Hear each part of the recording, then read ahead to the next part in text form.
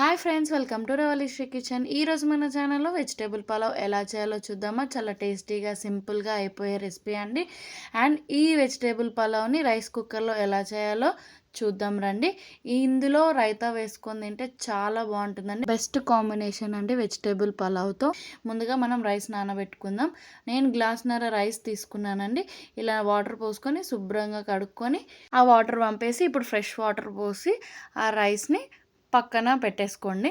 ఇప్పుడు గిన్నె పెట్టుకొని రైస్ కుక్కర్లో ఇందులో 2 పావుల నూనె వేసుకోవాలండి. నూనె వేడైన తర్వాత ఆల్ స్పైసెస్ వేసుకోండి. ఆల్ స్పైసెస్ వేసుకున్న తర్వాత కొంచెం జీలకర్ర, కొంచెం ఆవాలు, కొంచెం శనగపప్పు, అలాగే కొంచెం జీడిపప్పు వేసుకొని ఫ్రై అయ్యేదాకా ఫ్రై చేసుకోండి. అలాగే 1 కప్ ఆఫ్ ఆనియన్స్ వేసుకొని బాగా ఫ్రై అయ్యేదాకా ఫ్రై చేసుకోండి. ఫ్రై అయిన తర్వాత ఒక 4 పచ్చిమిరపకాయలు వేసుకొని కలుపుకోండి. కలుపుకున్న తర్వాత ఒక గుప్పడంత పుదీనా అండ్ గుప్పడంత కొత్తిమీర వేసుకొని బాగా ఫ్రై అయ్యేదాకా కలుపుకోండి. ఇలా లైట్గా ఫ్రై అయిన తర్వాత 1 స్పూన్ అల్లం వెల్లుల్లి పేస్ట్ వేసుకొని పచ్చివాసన పోయేదాకా ఫ్రై చేసుకోండి. ఫ్రై చేసుకున్న తర్వాత అలాగే 1/2 టీ స్పూన్ పసుపు కూడా వేసుకొని పచ్చివాసన పోయేదాకా ఇది కూడా ఫ్రై చేసుకోండి. ఇలా ఫ్రై చేసుకున్న తర్వాత ఇప్పుడు వెజిటేబుల్స్ వేసుకుందామండి. 1 కప్పు క్యాప్సికమ్, 1 కప్పు బీన్స్, అలాగే 1 cup potatoes and 1 cup carrot, అలాగే 1 కప్పు టమాటో వేసుకొని బాగా మిక్స్ చేసుకొని మంచిగా పోపు అంతా ఆ ముక్కలకి పట్టుకునేలాగా బాగా కలుపుకోండి.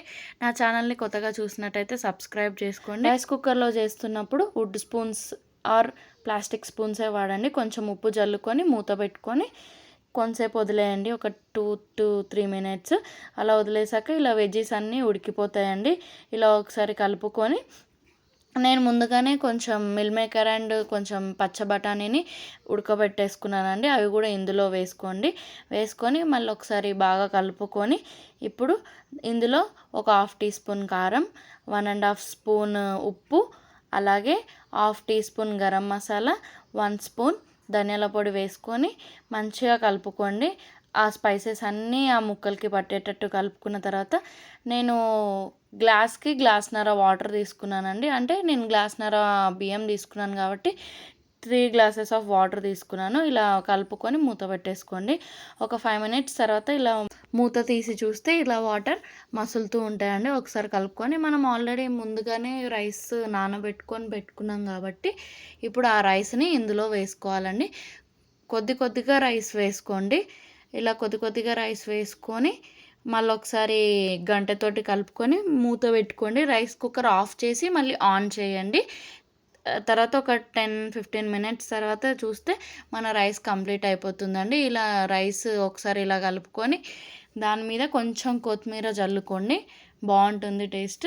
ఇలా కొత్తిమీర చల్లుకొని మళ్ళీ ఒకసారి కలుపుకొని పక్కన పెట్టుకోండి. ఇప్పుడు మనం సర్వింగ్ ప్లేట్లోకి తీసుకుందాం.